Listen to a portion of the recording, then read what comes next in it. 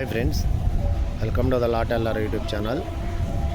నేను ముఖ్యంగా చెప్పబోయే టాపిక్ ఏంటంటే హిందూ సక్సెషన్ యాక్ట్ ప్రకారం, హిందూ వారసత్వ చట్టం ప్రకారం హిందువులు, జైనులు, బౌద్ధులు, సిక్కులు వీరికి హిందూ సక్సెషన్ యాక్ట్ అనేది వర్తిస్తుంది.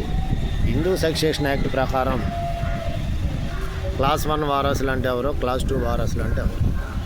క్లాస్ 1 వారసులు అంటే హిందూ సక్సెషన్ యాక్ట్ ప్రకారం భార్యాభర్త, అలాగే వారి కొడుకులు, కూతుళ్ళు, అలాగే కొడుకు చనిపోతే వారి పిల్లలు, అలాగే కూతురు చనిపోతే వారి పిల్లలు, వాళ్ళ భర్త, వీరిని క్లాస్ 1 హెయిర్స్ అంటారు, వారసులు అంటారు.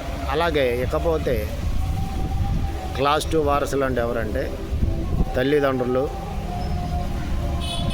చనిపోయిన అతని యొక్క తల్లిదండ్రులు, అదేవిధంగా సహోద్యోగి భార్య, అలాగే ఇంకెవరన్నా రిలేటివ్స్ ఉంటే, ఇంకేదన్నా రిలేషన్లో ఉన్నవాళ్ళు ఉంటే వాళ్ళు సెకండ్ క్లాస్ వారసులుగా, క్లాస్ 2 వారసులుగా చెప్పడం జరుగుతుంది.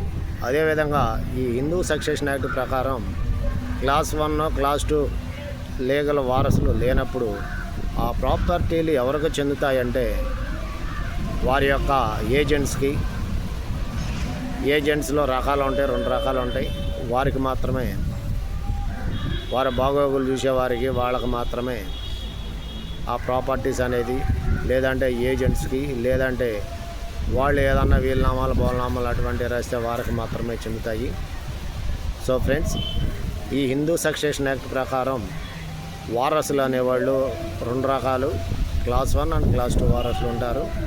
మూడో వారు వీళ్ళిద్దరూ లేనప్పుడు మూడో వారసులు అనేవాళ్ళుకి ఈ ప్రాపర్టీస్ అనేవి చెందుతాయి. So friends, please subscribe my channel, like please, share please. మరో వీడియోతో మళ్ళీ కలుస్తాను. Until then bye friends.